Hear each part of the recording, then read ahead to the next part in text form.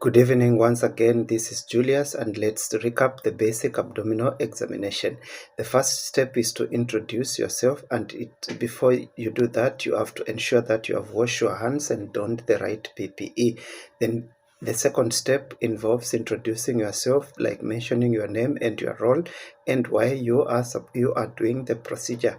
It's also important to confirm the patient identity, like the name and the date of birth and the first line of address, just to avoid confusion, and explain the procedure correctly to the patient, like what you're supposed to do, gain a consent and perform to proceed with the inspection or the examination, and explain what it will involve, especially.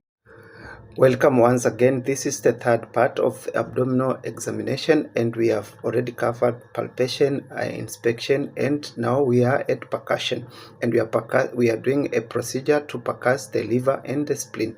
Percussing the liver involves tapping from the right iliac fossa superiorly until the percussion turns dull.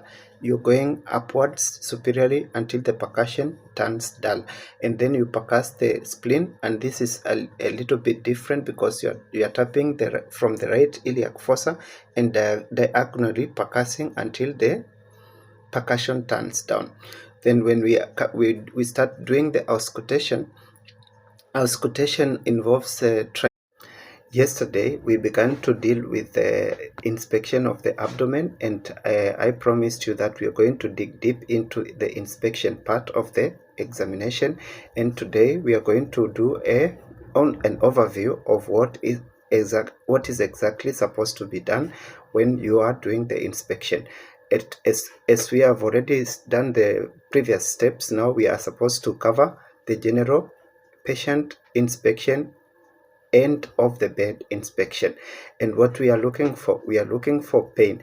Does the patient appear uncomfortable? Sometimes patients are in uncomfortable positions, and you want to to ensure that they are not uncomfortable.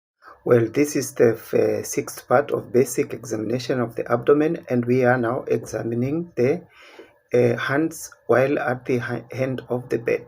And when we are inspecting, it's just looking and not palpation or percussion or auscultation. This inspection of the hands involves looking for special and specific things that are related to abdominal issues. And we are looking for, the first thing is palmar erythema, and this is reddening of the palms, and specifically you're trying to see if the hands have palms have redness, and this can suggest that the patient has chronic